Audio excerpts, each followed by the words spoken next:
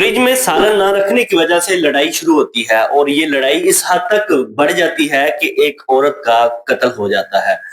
आज से कबल हमने ना इस तरह का कोई वाकया सुना और ना देखा कि एक फ्रिज में सालन ना रखने की वजह से एक औरत को कत्ल कर दिया जाता है।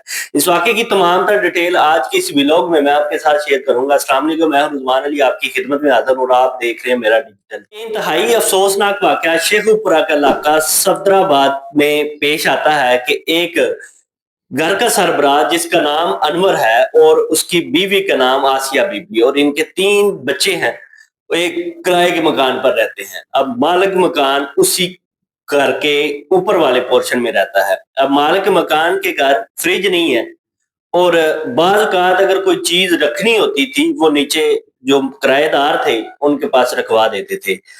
एक दिन होता यूँ है कि जो मालिक मकान है, उसका नाम राशिद है।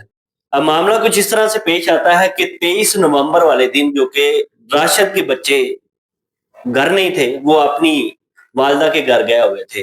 अब राशिद के यहाँ कुछ सालन पड़ा हुआ था जो कि ऊपर उसके पास था। उसने कहा ये खराब हो जाएगा अगर फ्रिज में ना रखा, तो वो सालन को लेकर नीचे आ जाता है। नीचे वाली जो फैमिली है, अनवर जो है एक रिक्शा ड्राइवर था, वो रिक्शा चलाता था, सुबह-सुबह वो निकल जाता था। अब जो बच्चे 3 हैं वो स्कूल जाते थे, उनको वालिदा जो है तैयार करने के बाद उनको भी स्कूल भेज देती थी। अब जब राशिद काम पे जाने के लिए नीचे उतरता है और वो सालन जो पकड़ कर लाता है, वो कहता है कि बाजी ये सालन रख लें, ये खराब हो जाएगा। मैं जब मुझे ज़रूरत होगी शाम को या सुबह मैं ले लूँगा। उसने कहा भाई आप यहाँ टेबल पे रख दें, तो मैं रख देती हूँ।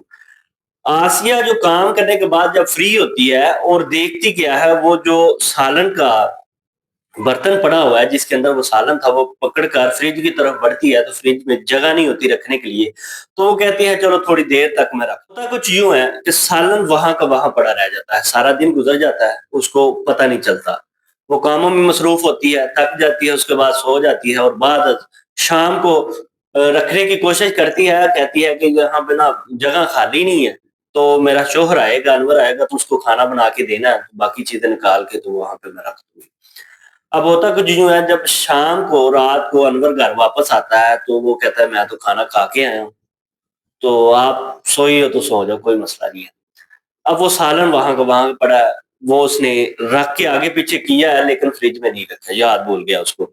अब सुबह जब होती है, सुबह उठती है तो वो सालन देखती है, उसको वो फ्रिज में रख देती है और अनवर जो है वो तैयार होकर रिक्शा लेके चला जाता है और साथ ही साथ जो बच्चे हैं, वो भी क्या करते हैं, तैयार होकर स्कूल की तरफ चले जाते हैं।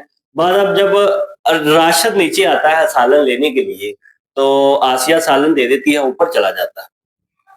ऊपर जब जाता है सालन को देखता है तो वो खराब हुआ पड़ा।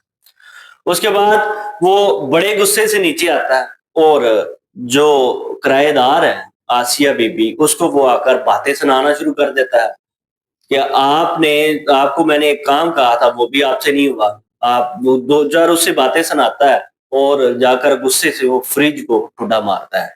इससे आसिया को गुस्सा आता है। वो उन दोनों के दरमियान लड़ाई झगड़ा शुरू होता है।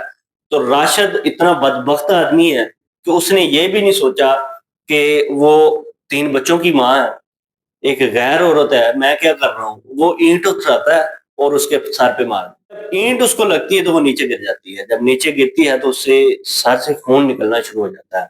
थोड़ी देर बाद मोहल्लेदार इकट्ठे हो जाते हैं और पता ये चलता है कि उसकी मौत हो गई।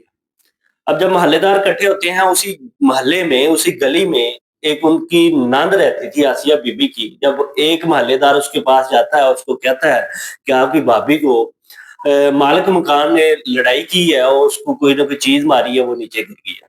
वो भागकर अपने भाई के घर आती है, देखती क्या है उसकी भाभी जो है नीचे पड़ी हुई है, खून निकल रहा है सर से।